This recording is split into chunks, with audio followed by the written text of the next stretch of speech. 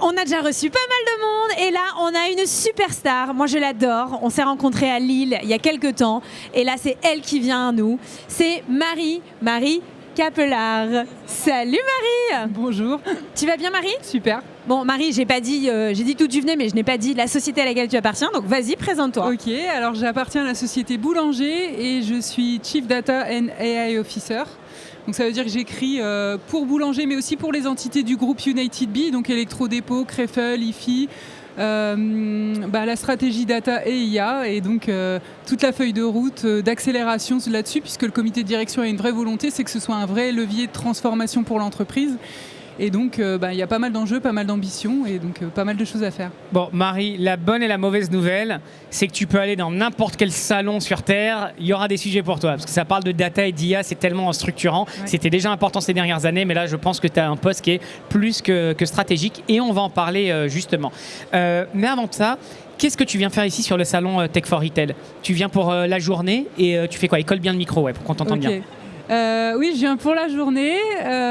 L'idée, c'est de voir un petit peu les solutions, écouter un peu les speakers, voir un petit peu ce que les entreprises font, mais surtout faire plein de rencontres et puis échanger avec plein de gens très sympas comme vous. Voilà, c'est ça l'enjeu. Marie, tu t'es présentée de manière très humble. En gros, tu es la boss quand même de la data et l'IA chez un gros retailer français. Oui. C'est quoi les sujets sur lesquels tu travailles? Non, alors pas en ce moment, mais dis-moi, depuis combien de temps tu travailles sur des sujets de data et IA? Alors moi personnellement ça fait une dizaine d'années. J'ai fait le virage en 2014 sous data, avant c'était plutôt l'e-commerce mon job.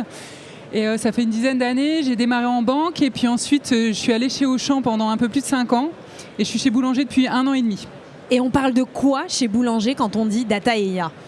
Alors, on parle de plein de choses parce qu'en fait, la volonté, c'est que la data et l'IA ne soit pas un sujet marketing, comme il a été historiquement dans l'entreprise, mais que ce soit bien un sujet ultra transverse au service de tous les métiers.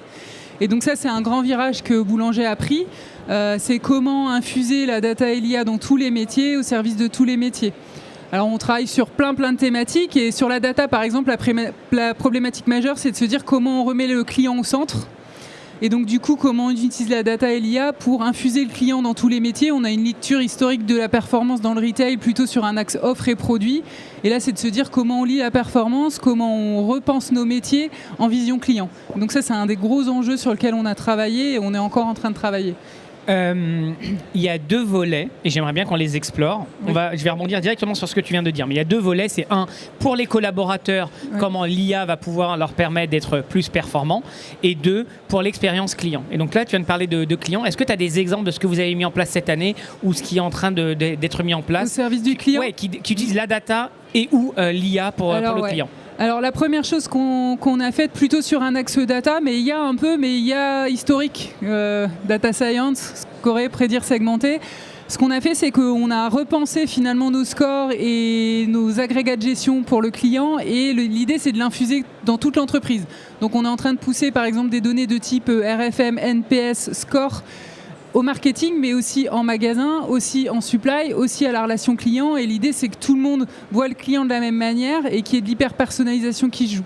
Si on utilise plutôt l'IA générative, donc qui est un peu plus récent dans les projets d'entreprise, on a sorti la fin septembre une IA conversationnelle. Alors l'objectif de l'IA conversationnelle, elle était de traiter un irritant majeur de nos clients qui est le SAV. Et donc l'idée, c'était à la fois de l'accompagner dans le bon usage de son produit pour éviter à un moment donné qu'il tombe en panne, mais aussi pour l'aider à le réparer par ses propres moyens et identifier quand il y a un code erreur les actions à opérer. Et puis cette IA conversationnelle, elle a développé d'autres compétences. Aujourd'hui, elle est capable aussi de rééditer des factures, de te donner un statut de dossier, de te donner les heures et les affluences des magasins, de répondre à tes questions de base type FAQ. Et on est encore en train de l'enrichir à la fois d'un point de vue front, parce qu'elle est disponible sur notre application et sur notre site internet, mais demain on va le proposer aussi en voice. Et à la fois en back-office, en développant ses fonctionnalités et en développant ses sources de documentation. Donc ça, c'est un autre sujet à destination des clients. Mais il y a encore plein. Par exemple, notre priorité, nous, c'est la satisfaction client. Et donc, on utilise l'IA générative pour analyser tous les verbatim clients et identifier les plus gros irritants pour nos clients pour pouvoir très vite agir en palliatif sur ces irritants-là. Marie, parce qu'on a déjà discuté plein de fois de ces sujets-là, moi j'ai envie que tu le partages aussi à l'audience. C'est quoi ta conviction sur l'agentique commerce? Mais toi Marie, pas toi Marie de boulanger. Alors, ma conviction, c'est que déjà, il y a une première chose, c'est qu'il y a un enjeu de vitesse. La technologie, elle avance à une vitesse folle. Et en fait, on n'a pas le temps, comme on le faisait par le passé, de prendre le temps, de se dire, bon, on y va pas, on commence par quoi? À un moment donné, il faut y aller. Et donc, il faut expérimenter énormément. Donc ça, c'est ma première conviction, c'est qu'il faut se lancer et il ne faut pas trop réfléchir sur ces sujets-là. La deuxième, c'est que la technologie avance tellement vite. Moi, les questions que je me pose, c'est plutôt sur le niveau d'adoption de l'humain. C'est à quel rythme l'humain va s'adapter à l'évolution et aussi, quand est-ce qu'il va dire stop? Là, c'est trop pour moi, je ne veux pas aller jusque-là. Et puis après, il y a la troisième conviction, c'est qu'un jour, il y a de fortes chances qu'on se fasse disrupter par des chat GPT shopping, par exemple. Et donc, la question, c'est de se dire comment on repense nos stratégies d'entreprise au regard du fait que les clients, peut-être que demain, ils ne viendront plus sur nos sites e-commerce. Ah oui. Et donc, finalement, quelles sont les propositions de valeur? Quel est le savoir-faire qu'on peut valoriser face à ces technologies plutôt généralistes? Nous, on a un savoir-faire à défendre, à vendre.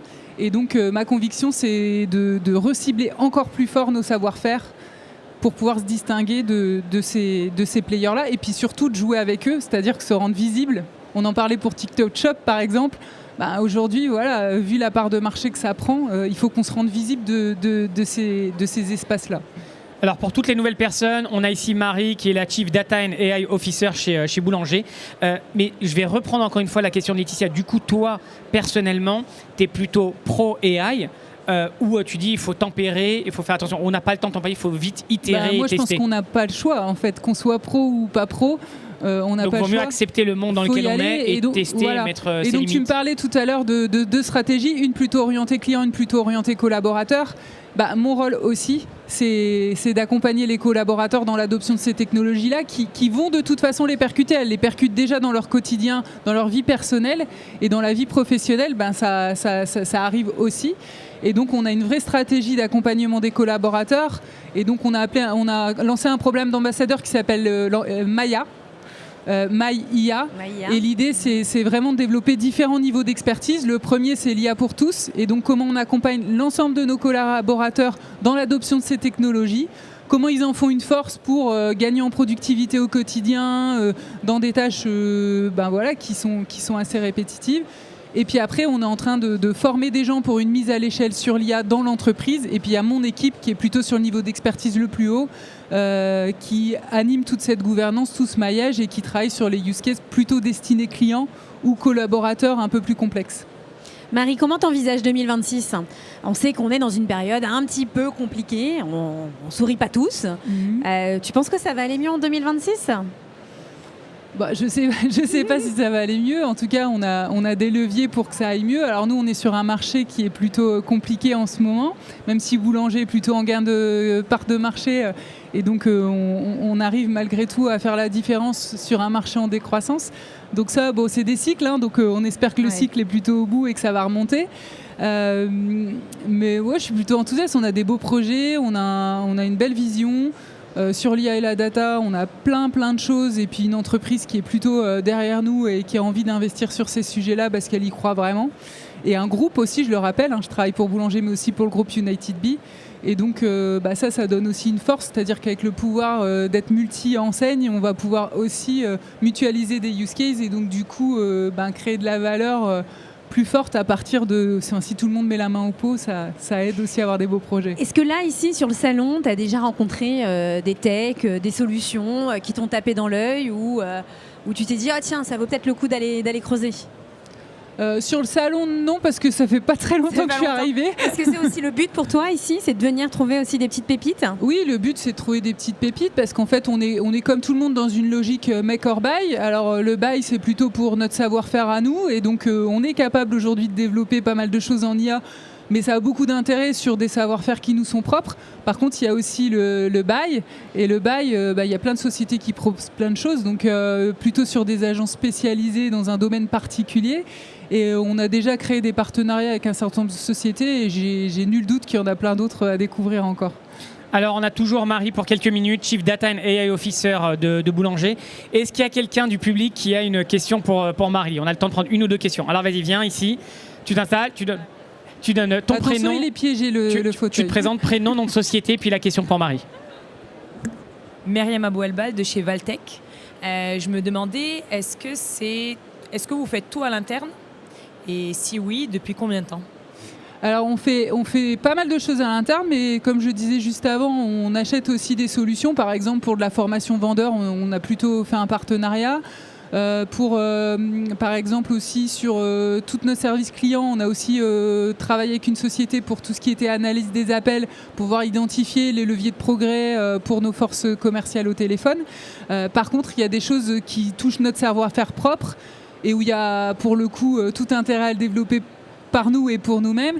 Et là, on a une équipe qui s'est structurée. Elle était assez petite en 2025. Elle est déjà en train de grossir et elle sera beaucoup plus conséquente en 2026.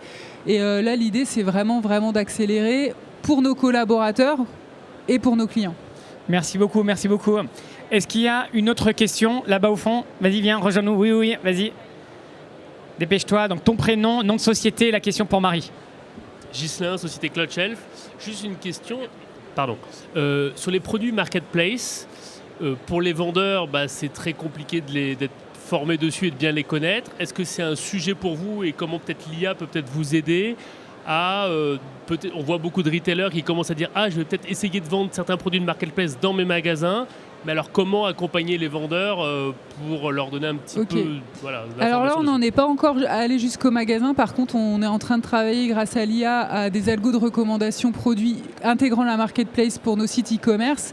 Et l'idée, comme je disais tout à l'heure, c'est que tout ce qu'on développe au service du marketing et du e-commerce, on essaie de le déployer progressivement en magasin. Donc, on essaie d'avoir des solutions qui peuvent être pluguées sur les outils de nos commerciaux. Et donc ça, on a déjà travaillé sur tout le tuyau qui remonte les infos clients jusqu'aux vendeurs en magasin, et dès que la solution elle sera éprouvée sur le module de recommandation, c'est quelque chose qu'on envisage de pousser au magasin. Pour le moment, on est encore en test là-dessus. On est plutôt sur la fin et c'est plutôt prometteur. Donc voilà, on se dit pourquoi pas le pousser jusqu'aux vendeurs en magasin.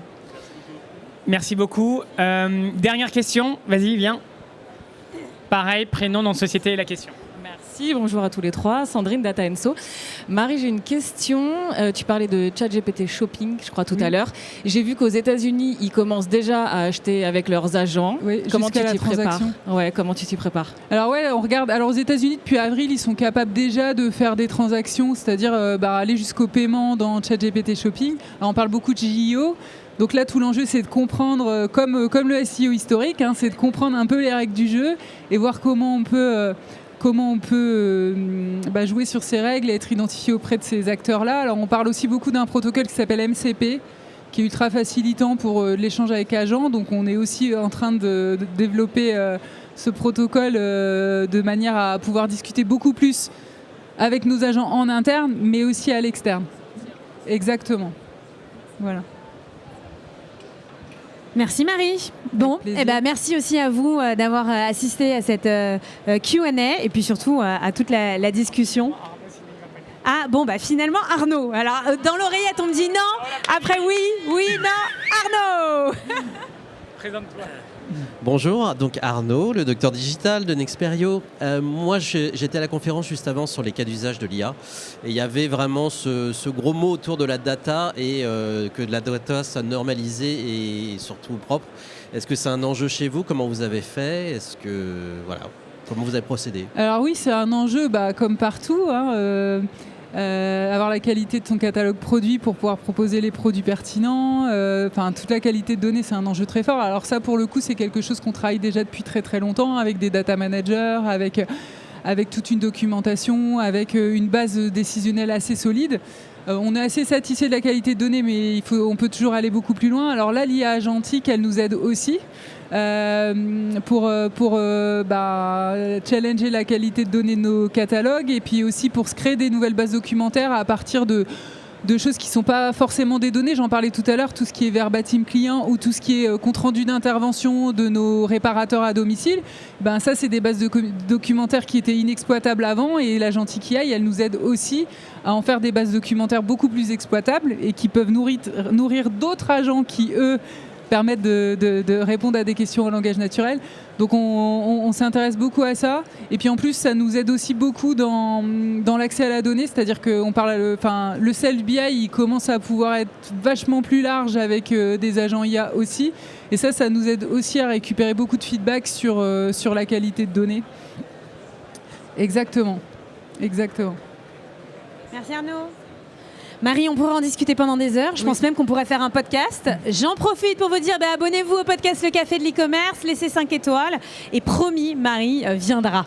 Marie, merci beaucoup. Avec plaisir. Et puis merci aussi au public. Applaudissements.